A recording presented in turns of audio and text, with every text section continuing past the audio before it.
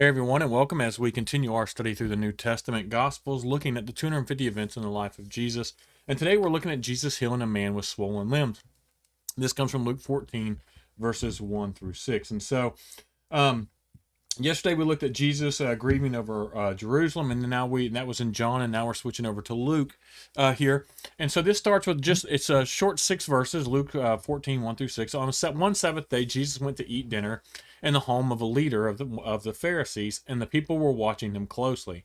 There was a man there whose arms and legs were swollen. Jesus asked the Pharisees and experts in religious law, and there's a reason he asked them this. He was calling them out on what they were there to call him. He may have even been planted there.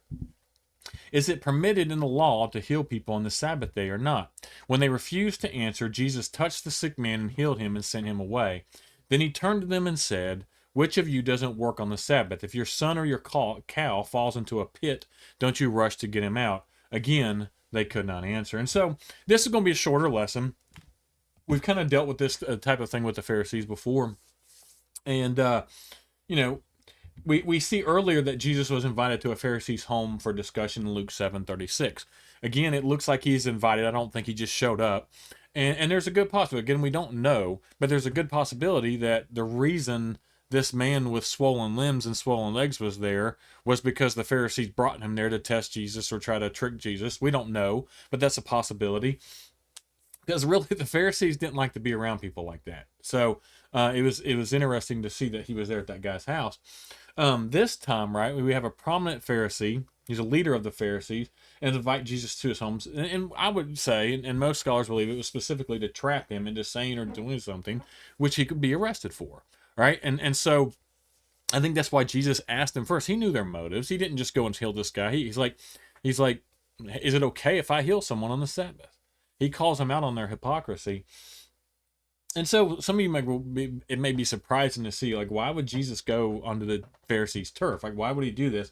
He had denounced them so many times. So why would he do this?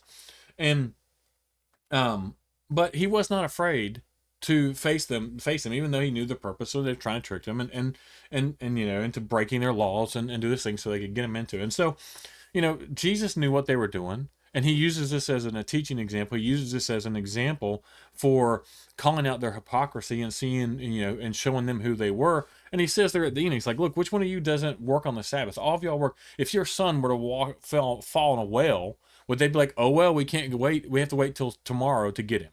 He's just going to have to wait there." Or even a cow. Like, he even says, "Hey, what if a cow falls in? Aren't you going to go get him?" And so we again, this just goes back to the fact that we need to make sure we do not get caught up in this type of you know legalism, like legalistic theology of type of thinking, that we think we have to have all these things and do all these little things perfectly right, and if you break one of them or you don't do them exactly the way we think you should do them, well, then you're not being a true Christian and all that stuff. We get so caught up in legalism and that kind of stuff, that we just need to make sure that we do not get caught up in all of that. And it's just so important. But we see Jesus fighting that his entire ministry. He fights it his time. Now, again, this does not mean that sin's okay or that we should accept sinful behavior and things like that. I'm not talking about that. I'm talking about traditions and legalistic things that we've set up, that we call laws and have made commandments and made biblical when they're not really not,